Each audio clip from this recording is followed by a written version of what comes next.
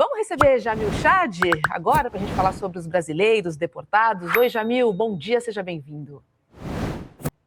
Oi, querida, bom dia a todos. Muito bom estar aqui com vocês. Olha, Jamil, você publicou hoje no nosso portal, né, slnoticias.com.br, até trouxe aqui no começo do programa, uma notícia bem preocupante, né?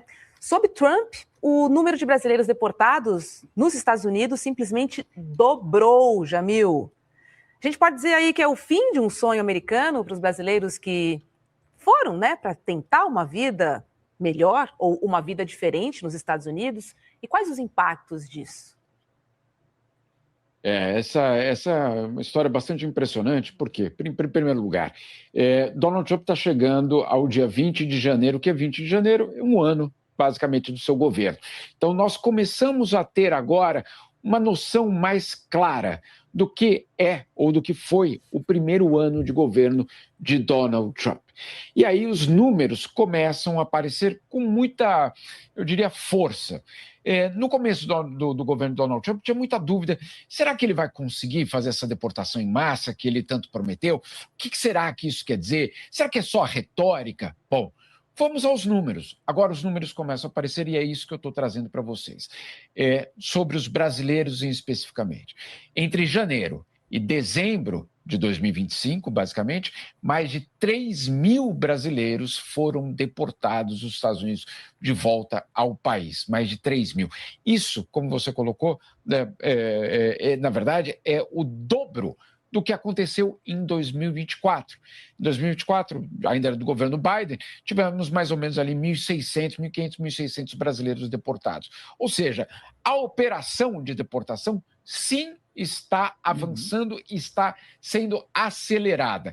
Não só isso, além desses 3 mil, mais de 3 mil, na verdade, que já foram deportados, nós temos nos Estados Unidos mais de 2.500 brasileiros nas prisões, aguardando para ser deportados. Então, é real a operação. Não é só real em termos de números de brasileiros, mas um outro número que mostra justamente esse avanço é justamente o número de voos, os voos organizados pelo governo americano para levar esses imigrantes para fora dos Estados Unidos. De uma forma geral, em 2024, nós tínhamos entre 1 e 2 voos por mês saindo dos Estados Unidos com esses brasileiros. Quando o Donald Trump chega, o número fica consolidado em 2 por mês, um a cada 15 dias, isso até junho, e Parece a partir uma década, de julho, né, essa semana. 1 por semana. Teve mês que teve até 5 voos. Bom, então vai ser isso a partir de agora? Não. Em 2026, tudo indica que nós teremos ainda uma aceleração ainda maior dessas deportações, inclusive para o Brasil. Então, aquela história de que é só retórica, ele, na verdade, fala muito, mas não faz. Aquela história, bom, nós estamos vendo na Venezuela, nós estamos vendo em tantos lugares do mundo que sim, Donald Trump não é um fraudador, né? Ele não é um fraudador, ele até mas em outras circunstâncias. Mas nas promessas de campanha ele vem implementando. Então é para a gente ficar muito atento, porque quando um líder autoritário fala, a gente acha, não, ele não vai fazer isso. Bom, está fazendo. E no caso do Brasil, é muito claro com os números. Jamil, por outro lado, tem um movimento de resistência crescente nos Estados Unidos, nas ruas e tal, a população se mobilizando, e também passa a existir um nível de enfrentamento mais direto, mais imediato. Ontem a gente viu aqui no N1 um Black Panther armado e argumentando, mas como quem está disposto a se defender depois do assassinato sumário da Renee Good, que ela foi assassinada assim sumariamente a sangue frio, dizendo que ela não estava brava com o nazista do ICE. Como é que você entende isso? Você acha que isso pode catalisar esse movimento de resistência? Isso pode levar a um cenário mais complicado ainda para o Trump, olhando para o midterm, olhando para as eleições de meio de mandato agora? Queria que você fizesse uma reflexão do estado de coisas que a gente tem nesse momento nos Estados Unidos, considerando esse nível de violência, de assassinato do ICE. César, é muito importante isso, porque nós vimos por vários meses um imobilismo por parte da sociedade americana. Nós vimos, inclusive, uma sociedade que parecia não estar entendendo o que estava acontecendo. Não dá para culpá-los totalmente. Por quê? Porque nunca viveram essa situação. Não há um histórico recente, ou nessa geração, ou na geração anterior, de você ter lutado pela democracia nos Estados Unidos. Então, não era algo que estava na agenda do americano comum. Eles estavam lutando, talvez por outros temas. Claro, a comunidade afro-americana sempre lutou por direitos, mas nos Estados Unidos a comunidade afro-americana ela representa 18% da população, não é uma população de 50% como é, por exemplo, no Brasil. Então, é uma situação diferente. Um ano depois, nós estamos vendo, sim, o início, talvez, de uma mobilização muito maior da resistência. A resistência, ela se expressa em cenas como essa que você citou. Também nós vemos, por exemplo, uma resistência que começa a ser mobilizada em termos eleitorais, ou seja, campanhas eleitorais que começam a ser desenhadas, claro, para a eleição legislativa, ganhando força nesse sentido. Nós estamos vendo também nos jornais americanos muito debate sobre a palavra autoritarismo. Então, isso é muito interessante, porque os jornais já começam a falar, será mesmo que isso está acontecendo? Isso é muito importante, porque é uma virada de chave. Agora, qual é a preocupação? Isso eu tenho conversado justamente com muitos americanos.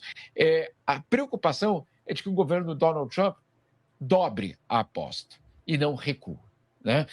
Que você tenha, por exemplo, para a eleição de novembro do Legislativo, talvez manobras ainda mais preocupantes. Que nós tenhamos, por exemplo, tropas nas ruas de várias cidades. Tem Copa do Mundo no meio, e Copa do Mundo pode ser um argumento perfeito para você levar as tropas para as cidades, para dizer, estou levando as tropas para garantir a segurança da Copa do Mundo, e essas tropas, depois de agosto, não serem retiradas. E aí, o que significa isso para a eleição 3 ou 4 meses depois? Tem que ler o livro do Jamilson. Tudo isso ainda é muito nebuloso, mas você tem toda a razão, César, no que se refere aos estadunidenses. Nós estamos vendo, sim, o início de um despertar. Resta saber como vai ser a reação de Donald Trump. Jamil, Ricardo Mello aqui, eu queria te perguntar justamente sobre essa reação, mas não da população dos Estados Unidos, e sim das instituições, que a gente não vê uma reação das instituições do direito. A gente está vendo uma série de deportações sumárias, sem processo judicial, sem direito à defesa, né, ao contraditório. Isso. E como é que as instituições estão agindo? Porque eu não estou vendo reação. Donald Trump continua... O que diz o penúltimo capítulo, Lainara? Se você puder contar, sem dar muitos spoilers, talvez... Agora, gente, vamos, turma, contribuam, por favor, a gente precisa manter a nossa live funcionando. Esse membrinho aqui que tá faltando, gente, chamem os amigos de vocês para contribuírem. Quem mandar 100 pila ganha curso de roteiro, tá, gente? Aqui no nosso canal, a gente precisa muito do apoio de vocês. Contribuam. Sobre o apoio de parte dos nativos ao Trump. Caraca, É que nem a capilaridade que o Bolsonaro adquiriu, né, no Brasil. É assustador. É assustador. As pessoas votaram num cara que em 23 tentou dar um golpe de Estado. Fazendo o que quer, atropelando as instituições, e elas não reagem. Essa mudança de posicionamento da população pode forçar as instituições a começarem a reagir? Existe também uma preocupação em relação às instituições. Elas nunca foram testadas da forma que elas estão sendo testadas neste momento. Elas foram testadas em alguns aspectos no primeiro governo de Donald Trump, mas, sinceramente, eram, por exemplo, projetos... Perdemos. Caiu. Perdão. Voltou, Jamil, voltou. Não, perdão. Voltou. Aqui está meio instável. Voltamos. O que eu digo... Essas instituições, elas nunca foram testadas da forma que estão sendo testadas agora. No primeiro governo de Donald Trump, alguns momentos foram críticos, é verdade, mas era um primeiro governo, e era um governo, se a gente pode colocar talvez com várias aspas, amador ainda. O que quer dizer isso? Eles não sabiam exatamente de que formas eles poderiam implementar a agenda de extrema-direita, violando, confrontando com as instituições, e muitas delas fracassaram. muitas delas foram derrubadas pelas instituições, porque, de fato, eram muito frágeis. Eu não sei se vocês se lembram, mas nos primeiras semanas do governo Trump, do governo 1, ele estabeleceu um banimento para qualquer muçulmano entrar nos Estados Unidos. Vocês se lembram disso? Obviamente não tinha sentido nenhum, obviamente foi derrubado. Dessa vez ele criou um outro caminho. Qual foi o outro caminho? Pegou uma lista de 40 países e desses países passou a cobrar $15 mil para o visto das pessoas daquele país. É a mesma coisa, mas é feito de uma forma, entre aspas, mais inteligente, mais sofisticada. E essas instituições, sim, estão acuadas. Então, a expectativa é que, claro, uma pressão popular possa fortalecer essa resposta. Insisto, Ricardo, César, toda a questão agora é saber como o próprio Donald Trump vai reagir, de que forma ele vai confrontar a resistência. Se ele veio tão preparado, ele não é a figura Donald Trump, né? É o movimento. Se o movimento veio tão preparado desta vez, como nós estamos vendo, a questão é saber qual é a preparação que eles tinham caso haja resistência da população. Qual é a estratégia que eles vão adotar? Sinceramente, tenho conversado com muita gente da área de direitos humanos dos Estados Unidos.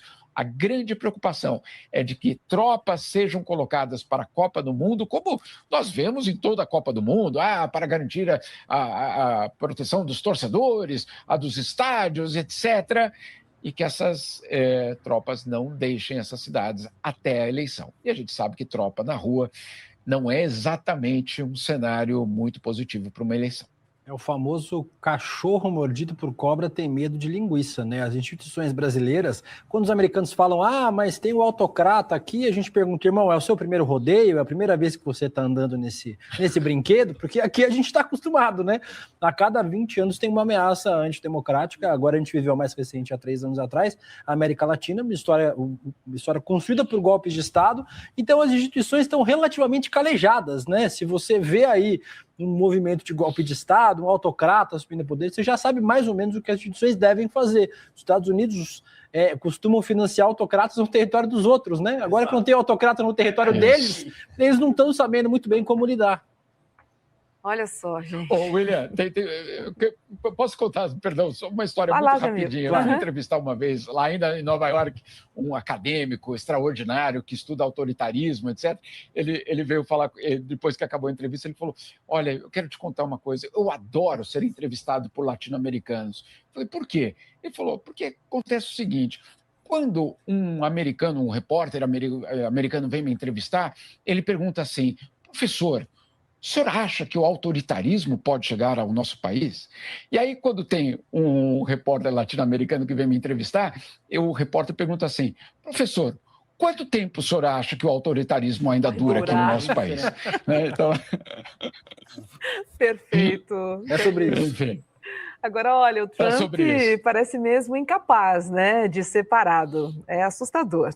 Nas redes sociais, causou revolta uma postagem do Departamento da Agricultura dos Estados Unidos em que Donald Trump aparece de bigode branco de leite cru. Essa é uma das marcas dos supremacistas brancos. A gente está vendo aqui a imagem na tela dividida. Ai, ai, ai. É impressionante, Jamil, juro, não tenho nem o que dizer sobre essa postagem. Houve um tempo em que a gente tinha apito de cachorro, né, Jamil? Agora a gente chama o cachorro pelo nome, sobrenome, raça e bota uma coleirinha nele com a tag, com a suástica. E digital, né? Tinha apito de cachorro. Agora a gente já foi. Cachorro pelo nome mesmo. Isso aí passou. Mais, né? Não precisa. É por isso que obrigado por ter apresentado esse tema assim, pessoal, porque é o seguinte, está na hora de chamar as coisas pelo nome. Não adianta a gente ficar encontrando, não, mas não é exatamente isso, talvez não seja isso, talvez eles, na verdade, só escorregaram nessa publicidade, talvez, não tem talvez, gente, está aí, está colocado. Outro dia a gente trouxe aqui os cartazes do ICE para o recrutamento, também vão nessa direção. Nós estamos vendo o próprio Donald Trump com esse bigode branco, obrigado, Marcelo. com leite, que significa pureza, numa foto preto e branco, que também remete a, né, a situações, a uma estética muito específica. Não é possível que a gente vá normalizar. Claro, a propaganda é algo muito poderoso, é uma das artes mais sofisticadas que existe, porque, claro, também permite ao criador dessa publicidade, desse cartaz que vocês estão mostrando aí, que negue, né, que diga, imagina, vocês estão loucos, vocês estão alucinados, isso é só o presidente promovendo saúde e que as pessoas bebam leite, né? Claro, ela sempre tem essa capacidade de dizer quem está exagerando são vocês, né? Nós estamos só fazendo uma publicidade sobre o leite.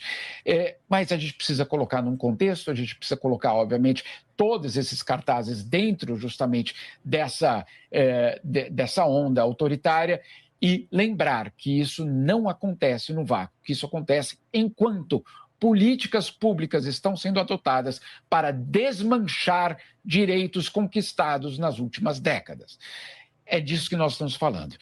Não adianta depois alguém dizer, puxa, quem diria? Como é que chegamos aqui? Eu também tô com o Jamil.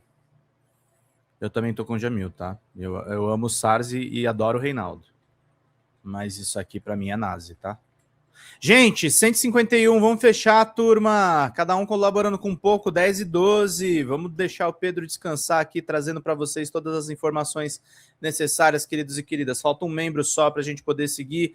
Contribuam, cliquem em Seja Membro, clica no cifrãozinho, ajuda aqui a gente a manter tudo funcionando, que o canal depende disso para sobreviver, gente. Vamos lá. Nossa, não, está aí. Está colocado, como esteve colocado também no Brasil, né, César? Quando você citava, está colocado. Abrir os olhos neste momento é absolutamente fundamental. Nós vamos nos arrepender muito se nós, em algum momento, acharmos que isso simplesmente foi um exagero da ala progressista, porque, afinal de contas, Donald Trump só estava tomando leite. É exatamente isso, né, Jamil? Chega um ponto em que bastante é o bastante, e eu poderia até sofisticar a análise, dizendo, remetendo às raízes históricas do porquê o leite é utilizado como esse símbolo, mas eu vou simplesmente dizer que ninguém é trouxa, Jamil. Chega um momento em que, assim, por que o Bolsonaro, por exemplo, se deixou fotografar ao lado de um sujeito fazendo cosplay de Adolf Hitler? O Bolsonaro se deixou fotografar do lado desse cara. E aí a gente ainda tem que contemporizar, infelizmente, ao longo dos últimos anos, com esse tipo de gente tergiversando, dizendo, não é bem por aí, mas espera aí, o cara está usando símbolos explícitos do nazifascismo, o mote do nazifascismo, a estética do nazifascismo e, por fim, as práticas nazifascistas. Não cabe comparar esse tipo de coisa porque tudo é comparado. Não, pera um pouco, gente. Chega um limite, Jamil, em que, como eu já disse, você não precisa ser doutor em semiótica, você não precisa ser especialista na história e na ascensão do Terceiro Reich, sabe? Chega um momento em que basta não ser otário e entender o que efetivamente está acontecendo, Roberta. São movimentos descaradamente nazifascistas. Tanto o trumpismo quanto o bolsonarismo no Brasil, quanto outros movimentos de extrema-direita ao redor do mundo, Robson. Só preciso discordar do César, novamente, que ele disse que ninguém é otário. Tem uma infinidade de otários. Isso é verdade, você tem razão. Por aí, César Caleb. Ou se fingem, nossa, que não ou se fingem também, tá, William? Porque tem muita gente que não é bem por aí, mas no fundo entende muito bem o que está acontecendo. Se faz de morto para pegar o coveiro. Exato. César, posso trazer só uma historinha também em relação a isso, para a gente entender que até eles sabem o que isso significa.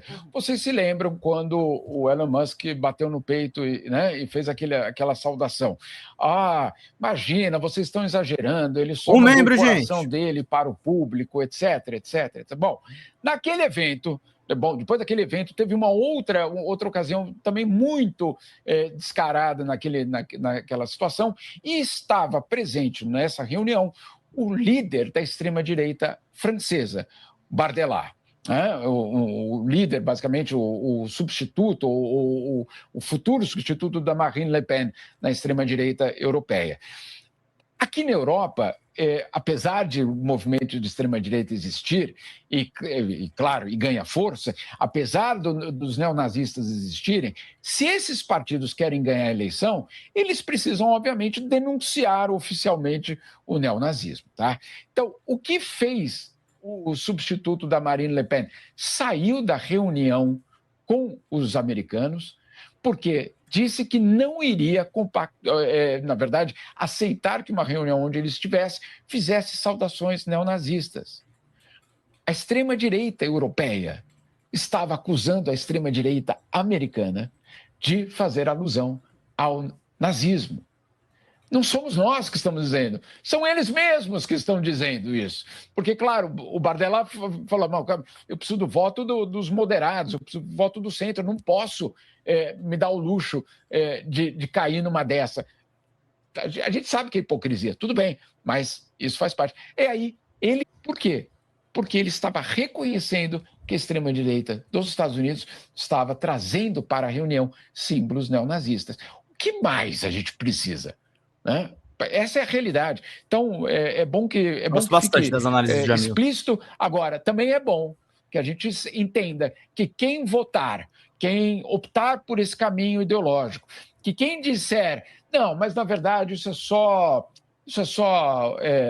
é irrelevante, o que importa é que na economia eles fazem isso, etc. Cumplicidade, gente, é complicado, viu? Quando você é nazista demais para a extrema-direita da Europa, você está quase caindo da borda da terra plana das ideologias políticas, meu irmão.